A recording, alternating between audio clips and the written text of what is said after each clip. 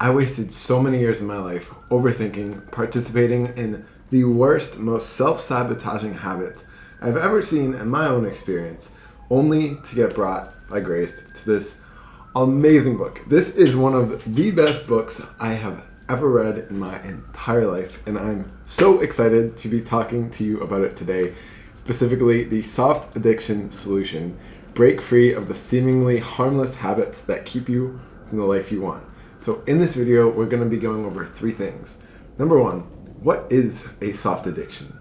Number two, why do they exist? And number three, what can you do about it?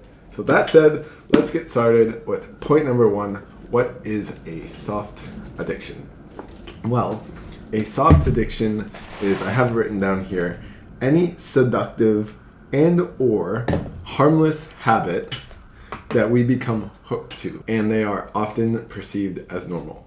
Now, one of the things I love about this book is there are a full 2 pages dedicated to just examples of soft addictions. So I'm not going to go through those whole 2 pages, but I'll give you some examples both from my life and not my life. Number one, overthinking. Number two, doom scrolling on Instagram. Number three, for me, going on Instagram or YouTube in the bathroom because I'm bored and I'm going to be there for a couple minutes. Number four, cleaning when I feel stressed. Number five, reading too much at night. There are so many soft addictions, and that's just a specific category, kind of more related to personal development. Soft addictions and other categories, say like movies or shopping or fitness. There are so many different categories of soft addictions, and so many. And this book has been so helpful for me to, number one, identify my soft addictions, and then number two, to change them and do something about it. So with that said, let's go into part number two, why they exist. Well, simply said, they exist because our human mind is trying to keep us comfortable, and the way it does that is by returning us to familiar feelings. And the way we get back to those familiar feelings that sometimes aren't necessarily helpful feelings is by habits. And when we're younger, we often aren't necessarily aware that something could be a damaging habit, or we let information and habits soak in from the people around us because that's what we're taught. And that's kind of what we need to do as little children to survive. We take what we see and we integrate it into our lives. Of course, you can see the positives and the negatives, the downsides of this. Well, one of the most beautiful things this book says that has really resonated with me is it distinguishes 3 terms from each other: want, hunger, and need. And I'm going to go in reverse order here. There are only a few things we actually need as human beings.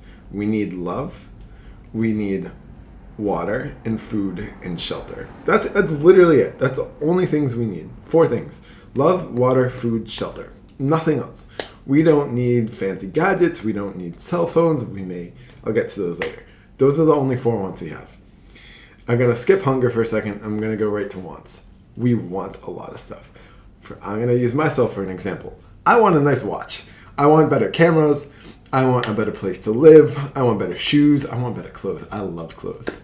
I want better stuff to cook with. I'm looking at my kitchen right now. I want healthier food. I want to read more books. Those are all great. I want to connect with more people. I want to travel the world. I want to see so many sights. Those are all wants. And there is nothing wrong with wants. And this book makes a very good claim in sharing with you over and over. There are nothing wrong with wants. In fact, it's good to have wants. It's not necessary, but it's good. All right. The problem is when we confuse our wants for needs, or most importantly, our wants for hunger. For example, I don't need a Rolex watch. I want one. I love watches. I love time. But I don't need, my survival does not depend on a Rolex watch. And I know it sounds funny, but stick with me here. Now, this is the importance of need. If we look at what we want and ask ourselves, why do we really want it? Once again, you can just expect this throughout the rest of the video. I'm going to use myself as an example. Why do I want a Rolex watch? Why do people want fancy cars? Why do people want to travel the world? Let's just take one example here. I want a Rolex watch because I want to feel powerful. Okay, why do I want to feel powerful? I want to feel powerful because I hunger to feel seen, understood, and loved. That's a hunger. I want to get fit because I hunger to feel strength and strong and powerful. That's what I hunger for. those hungers are very different than wants. And so for me, when I was reading this book, and by the way, there is a whole, I think, 10 chapters at the end of this book, a 10-chapter workbook dedicated just to exercises. It's so amazing. This is literally one of the best books I've ever read. So for me, when I understood what my hungers were, it really allowed me to have grace with myself and to see, okay, this is why you're doing these habits. Number 2, to choose better ones. And to see, oh, whoa, this is actually what I really want. And see, like, I'm still distinguishing these terms for myself because it's relatively fresh concept. This is what I actually hunger for. I hunger to feel connected. I hunger to feel strong. I hunger to feel loved and loving and lovable. Whoa, that's different than me saying I want to watch. Like, vastly different. And so for me, when I distinguish what I hunger for versus what I want, I can focus more on what I hunger for, and my life has become vastly more fulfilling as a result of that. And as a result of that as well, those soft addictions have gone drastically down. They have not been cut out. It would be a big lie for me to say that. But I have understood them very deeply, very differently. And as a result, a lot of them have gone away, and some of them I'm still dealing with as of this present moment recording this video. Let's go on to part number 3, which is, what can we do about these soft addictions? Well, we know what they are, which is those seductive, harmless behaviors. And we know why they exist, because we can't. Sometimes we forget between our needs, our hungers, and our wants. Now, what can we actually do about it? Well, first of all, most importantly, you need to be honest with yourself. If you're in denial about what you're doing or what you're thinking or who you're being in your life, no amount of improvement is ever going to help you, or no amount of anything is ever going to help you, because you're being dishonest. So, step 1 is you need to be honest with yourself. Where are you? What are you struggling with? What do you not want to have in your life? Who do you not want to be anymore? What do you not want to do, etc.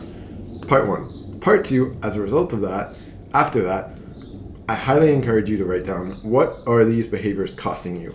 And there was a beautiful exercise in this book just like that, which is, what do these soft addictions cost you? And the one that I remember the most was overthinking. So specifically, has you write out, how many hours a week do you spend on this soft addiction? And it may be a month, but for me, I definitely overthink probably every day, actually, definitely every day. And for me, it was about 3 hours of overthinking a week. It's probably way more than that, but I'm going to be generous with myself here. 3 hours a week overthinking, which translates to around like 160, I think, maybe a couple more, 160 hours a year. Okay, good amount of hours. Now, if I value my time, which I do, at $500 an hour, side note, that means if you work average American US work week, 40 hours a week for 52 weeks or however many weeks a year it is, that's a millionaire. Millionaire is $500 an hour with an average work week. So I'm a millionaire. We have $500 an hour. I'm wasting $500 an hour times 160-ish hours per year overthinking, which translates to about $76,000 per year I am wasting with just one soft addiction, which is overthinking.